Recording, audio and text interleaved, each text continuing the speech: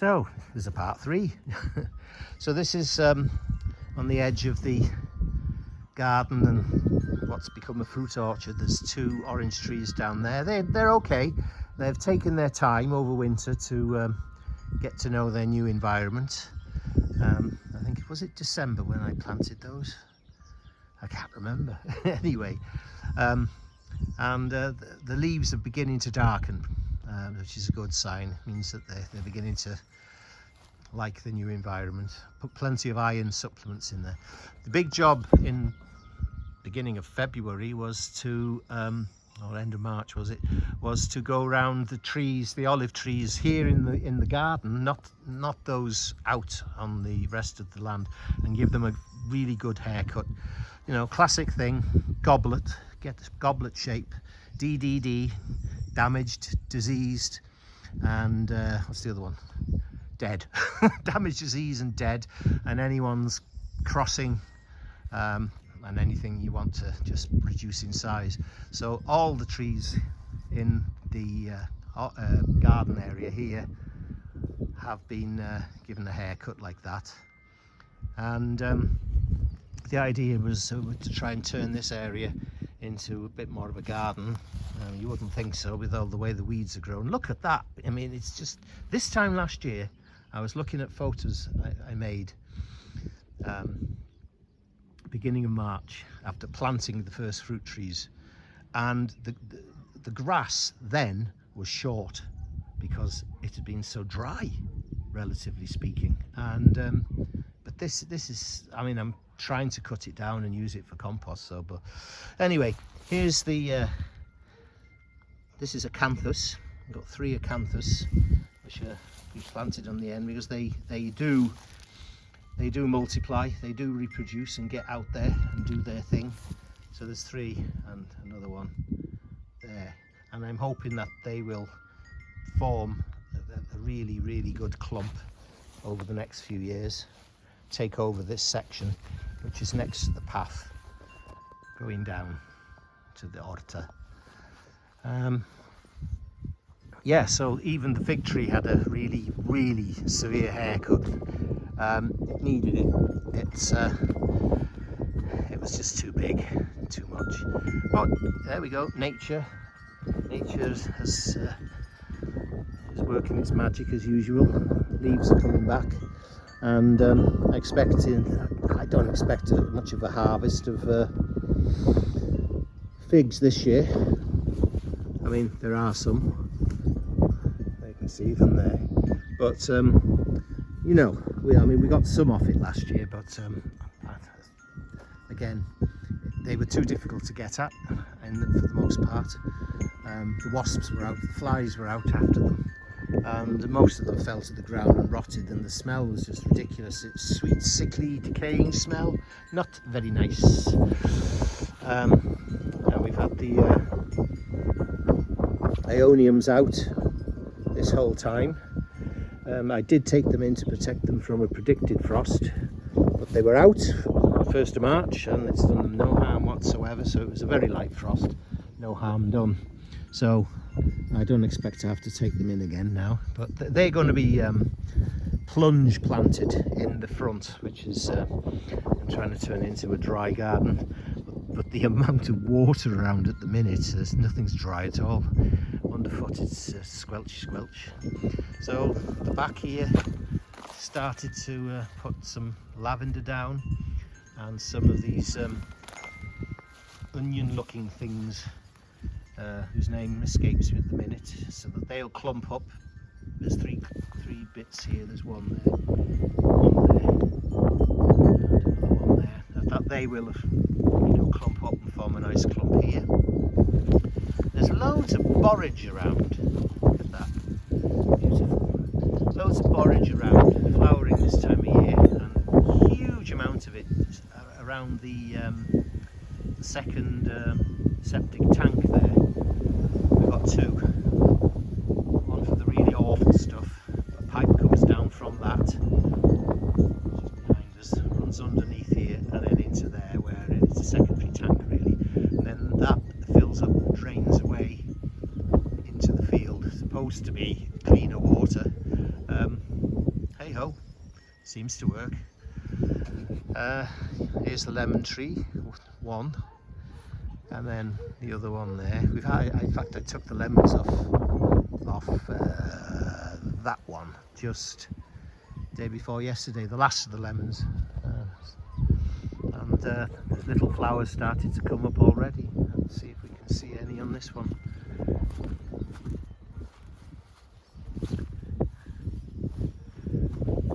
Oh, well, we can see little bud, new leaf growth coming on, so that's something.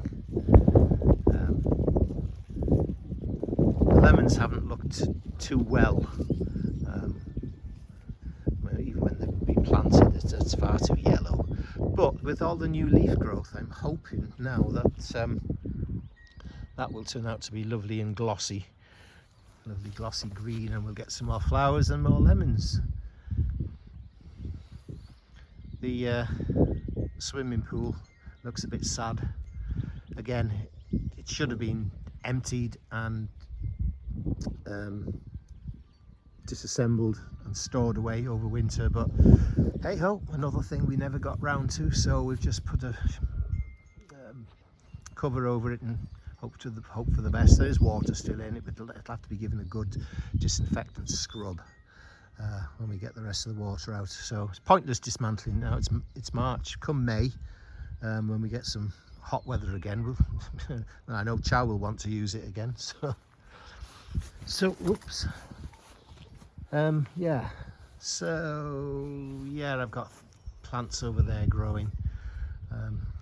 Things ready to make it more like a garden. So that's the Gegenbauer, the big kitchen.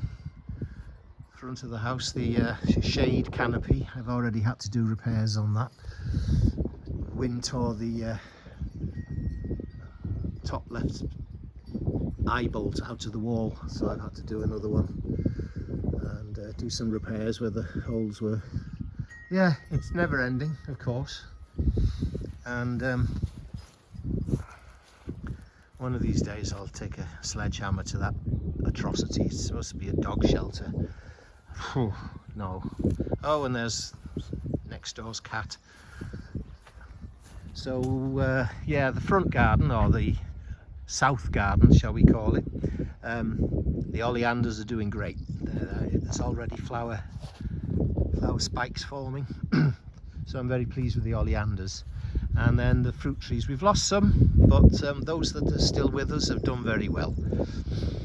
I moved the irises from they were too close to the olive tree there, and I've moved them out, and they've nevertheless flowered. I mean, I imagine that next year, when they've recovered from being transplanted yet again, that we'll have a really nice show of flowers. They're all white, so when I realized they were white and the few flowers from these agapanthus were white, when we got them in the garden centre, they said, well, we don't know whether these are blue or white, but you know, take your pick. So they turned out to be white, or the flowers on the ones that flowered were white. So we thought, well, this section is going to be a white garden then. Got white iris, white agapanthus, so the idea then is to get a load of white osteospermum, the ones with like a purple centre, or mauve purple centre, and then put them literally along the back there, right the way, so they surround that clump of iris, and eventually will surround and integrate with these iris. And of course they will flower for months and months and months. So the white garden here, I'm sure we'll come up with some other ideas for white plants.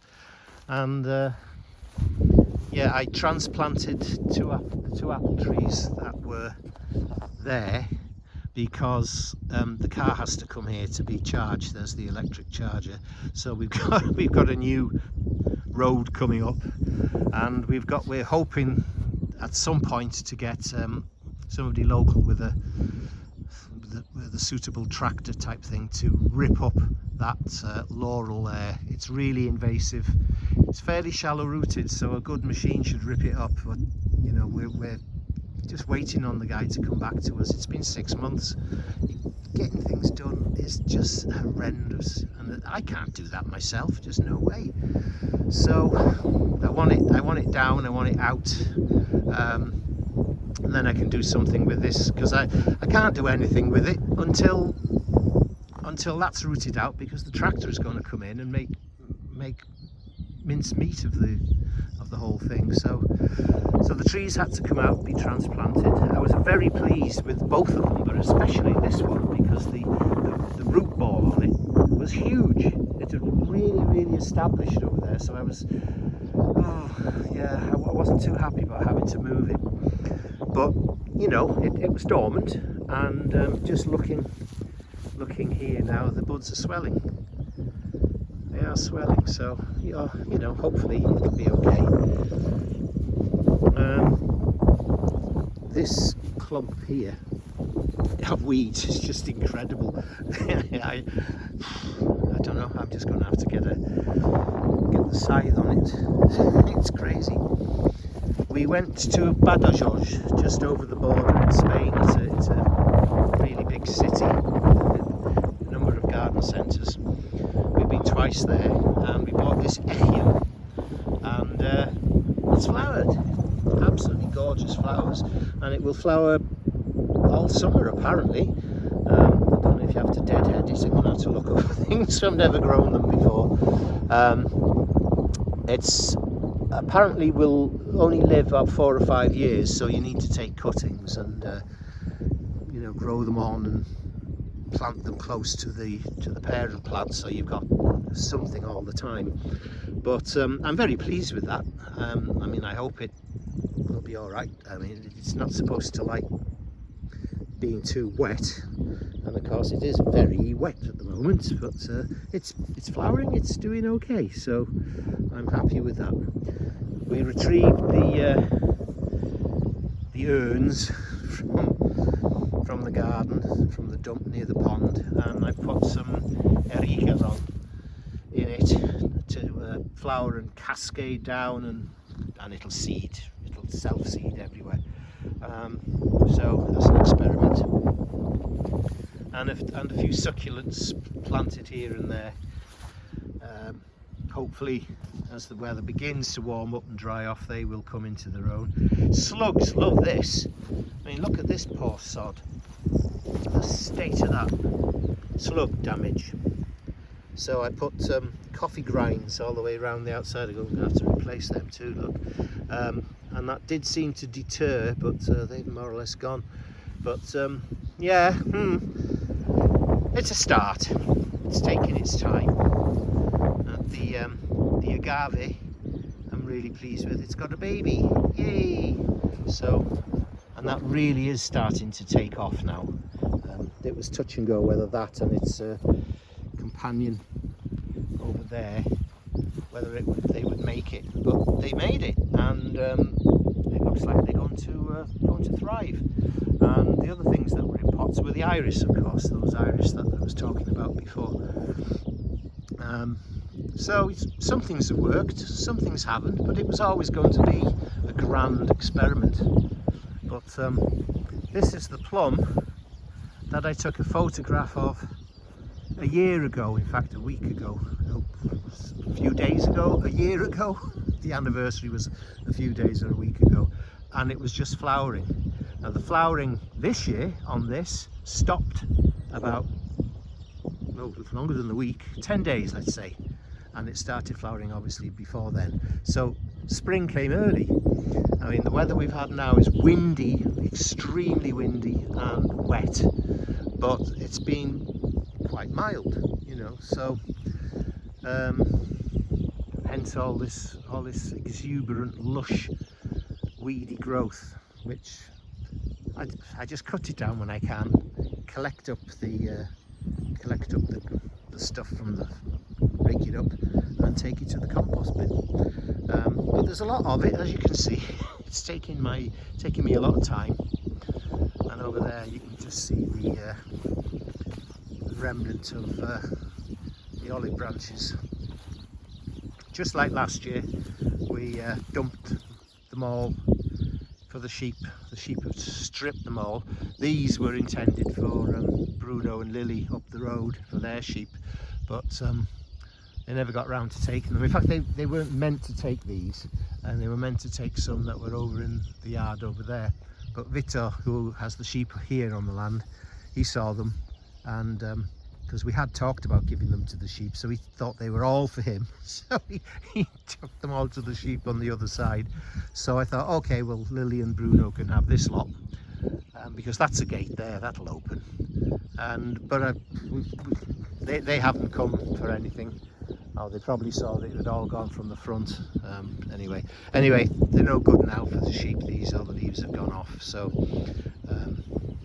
yeah, just gonna have to, I'll just leave them be there, let the leaves rot off, drop and rot. And the idea then is I'm going to take the stems, the branches, and where they're straight, like this one for example, where they are straight and no more than 40 millimeters, is it? I think 45 is the maximum, so yeah, whatever. They're going to be put in the grinding machine. What's it called? The mulching machine. That anyway, to make wood chips for the paths on the Horta. There's loads of them. There's fig tree branches, there's olive tree branches, there's more of those reeds. Not so many this year because we've had them, all the ones that were mostly accessible. I had them last year. We carried them up, and that did for most of the first part of the Horta. So we've got much more branches this year. So hopefully not only will it replenish the paths in the Horta, which need replenishing now, but also the new paths when we take up the plastic.